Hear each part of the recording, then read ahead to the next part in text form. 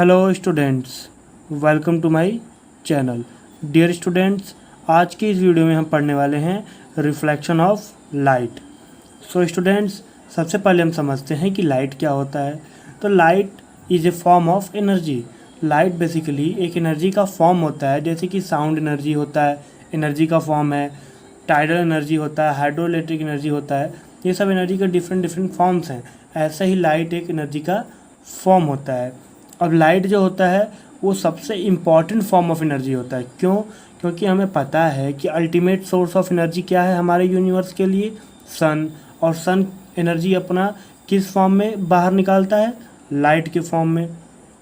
तो लाइट क्या हुआ? सबसे इम्पॉर्टेंट एनर्जी हो गया, जिसकी वजह से हम जिंदा हैं, पेड़ पौधे हैं, नदियाँ, पहाड़, हवाएं, ये सब चल रही हैं। ये सब सन की एनर्जी की वजह से है।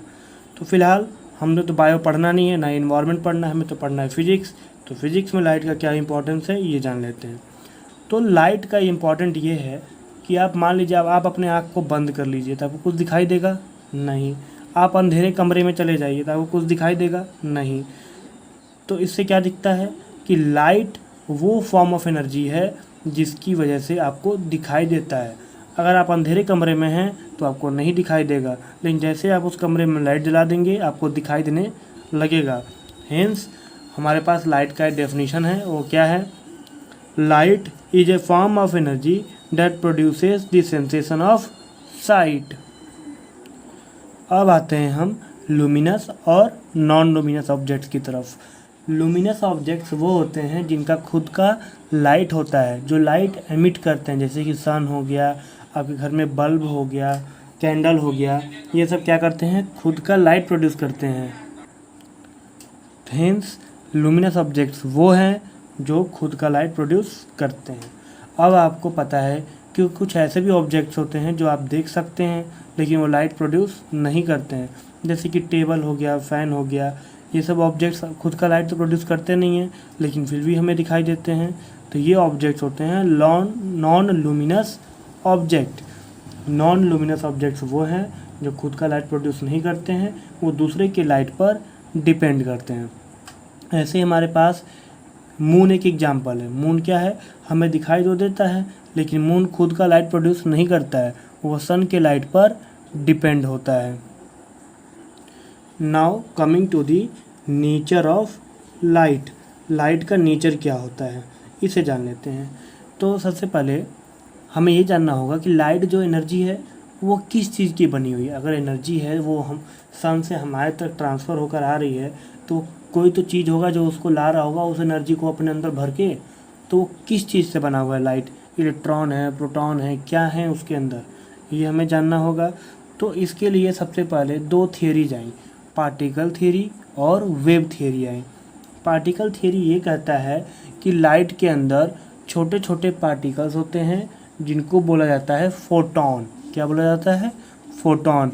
वो फोटॉन जो है बहुत ही हाई स्पीड के साथ ट्रेवल करते हैं और अपने साथ एनर्जी को कैरी करते हैं। लेकिन दूसरी थ्योरी क्या कहती है, वेव थ्योरी, कि लाइट जो होता है वो इलेक्ट्रोमैग्नेटिक वेव से बना होता है। इसके अंदर इलेक्ट्रोमैग्नेटिक वेव्स होती हैं जो कि बहुत ही हाई स्पीड के साथ ट्रैवल करती हैं। तो इन दोनों थ्योरीज के बीच में बड़ा ही कॉन्ट्राडिक्शन है।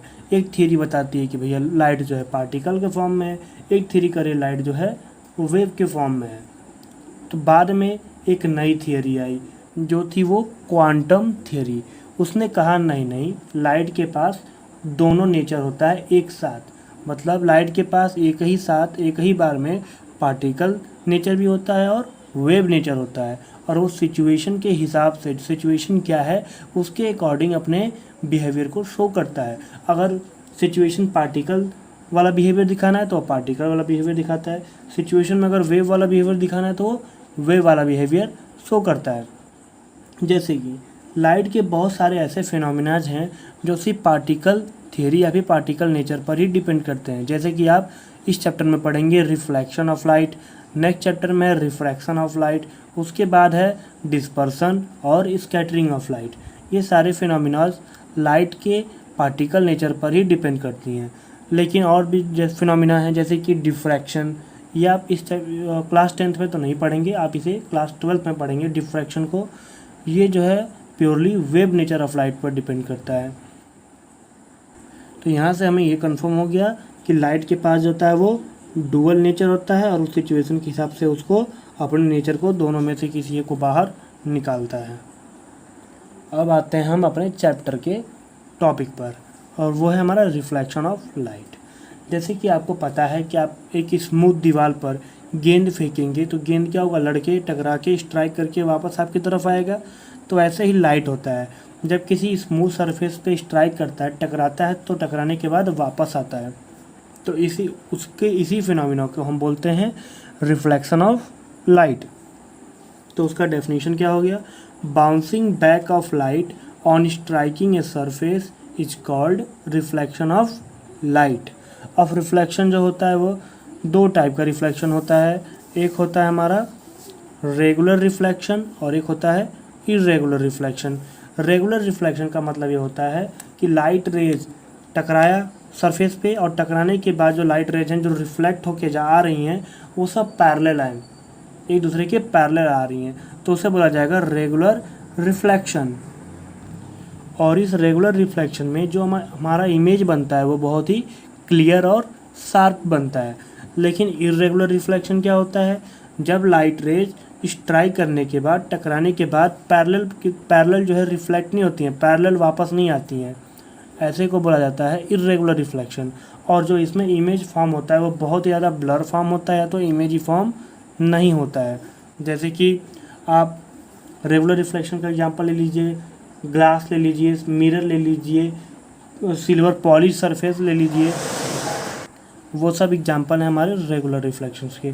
और किसी रफ़ सरफेस पे, जैसे कि आपका टेबल पड़ा है, कोई रफ़ सरफेस है, नीचे सड़क है, वो रफ़ सरफेस है, उस पर हमारा इमेज बनता है क्या, नहीं बनता है। क्यों नहीं बनता है, क्योंकि वहाँ पे इरेगुलर रिफ्लेक्शन होता है। जैसे कि यहाँ पे एग्जांपल है, लाइट रे आई, टकराने के बाद ऐसे गई, टकराने के बाद ऐसे गई, तो देखो ये जितनी भी रेज जा रही हैं वो सब क्या है, आपस में पैरेलल, तो रेगुलर हो गया। यहाँ पर देखो लाइट रे आया, टकराने के बाद इधर गया, ये टकराने के बाद इधर गया, ये टकराने के बाद ऐसे जा रहा है, ये टकराने के बाद ऐसे जा रहा है, तो ये चारों रेज एक दूसरे के पैरेलल नहीं है, इसको बोला जाएगा इरेगुलर रिफ्लेक्शन। चलिए आप जानते हैं कि incident ray, reflected ray, normal, ये सब क्या होते हैं। तो देखिए ये कोई स्मूथ सरफेस है, प्लेन सरफेस, ठीक है, यहाँ पे लाइट रे ऐसे आ रही है, आया ये ऐसे, ये इस पे स्ट्राइक करेगा, टकराने के बाद ऐसे वापस जाएगा। ये जो बिल्कुल जहाँ पे स्ट्राइक किया है वहाँ पे एक ऐसे लाइन, वहाँ से एक लाइन बनाएंगे ऐसे सीधी, जो इस सरफेस के नॉर्मल होगी, ठीक है। तो देखो इस रे को बोलेंगे हम इंसिडेंट रे, क्योंकि ये आ रहा है, और जो टकराने के बाद वापस जा रहा है उसे हम बोलेंगे रिफ्लेक्टेड रे। और ये जो बीच में हमने लाइन खींचा है ये, इसको बोला जाता है नॉर्मल, ठीक है। ये जो एंगल है इंसिडेंट रे और नॉर्मल के बीच में जो एंगल है उसे बोलते हैं हम इंसिडेंट एंगल आई। जो रिफ्लेक्टेड रे और नॉर्मल के बीच में है उसे बोलते हैं हम angle of reflection, that is R. तो देखो यहाँ पे छोटे छोटे डेफिनेशंस हैं ऐसे ही।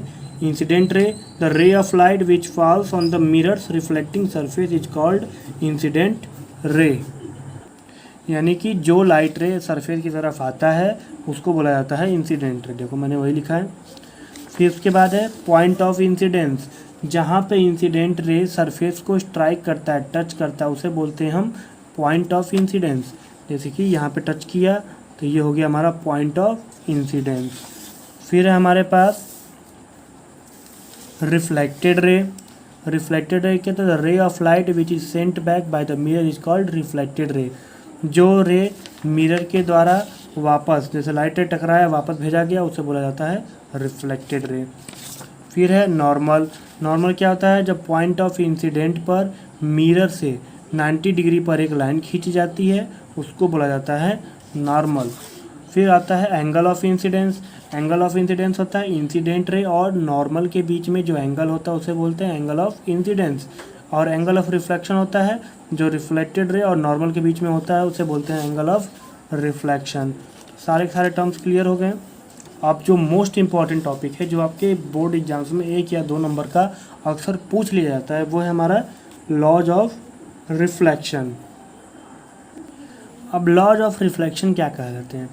इसमें 2 लॉ हैं बेसिकली, और ये लॉ जो है हर एक प्रकार के सरफेस पर वर्क करेगा, चाहे रेगुलर रिफ्लेक्शन हो, चाहे इरेगुलर रिफ्लेक्शन हो, चाहे सरफेस बिल्कुल ही स्मूथ हो, पॉलिश्ड हो, या फिर सरफेस रफ हो, सब पे ये लॉ वर्क करेगा। तो सबसे पहला स्टेटमेंट क्या है इस लॉ का? The angle of incidence i is equal to the angle of reflection. ये जो 2 एंगल बने हैं ना, एंगल ऑफ इंसिडेंस और एंगल ऑफ रिफ्लेक्शन, ये पहला लॉ कहता है ये दोनों एंगल ऑलवेज इक्वल होते हैं। जहाँ भी रिफ्लेक्शन होगा आई इक्वल टू आर होगा ही होगा। सेकेंड लॉ है the incident ray normal to the reflecting surface at the point of incidence and the reflected ray all lie in the same plane. देखो, ये इंसिडेंट रे आया, ये normal है, ये रिफ्लेक्टेड रे है। ये तीनों जो है इन पॉइंट ऑफ इंसिडेंस पर ये तीनों लाइनें एक ही प्लेन पर लाई करेंगी। ठीक है, प्लेन चेंज नहीं होगा, ये तीनों के तीनों लाइंस एक ही प्लेन पर लाई करेंगे इस पॉइंट पर। तो ये हो गया हमारा सेकंड टॉपिक या सेकंड जो लॉ है इस लॉ के अंदर। फिर आते हैं हम, देखिए इसको बहुत ज़्यादा इंपॉर्टेंट है, इसको आप याद कर लीजिएगा, इसको समझ लीजिएगा। फिर से एक्सप्लेन कर देता हूँ। Angle of incidence is equal to the angle of reflection. I जो है आर के इक्वल होगा ऑलवेज।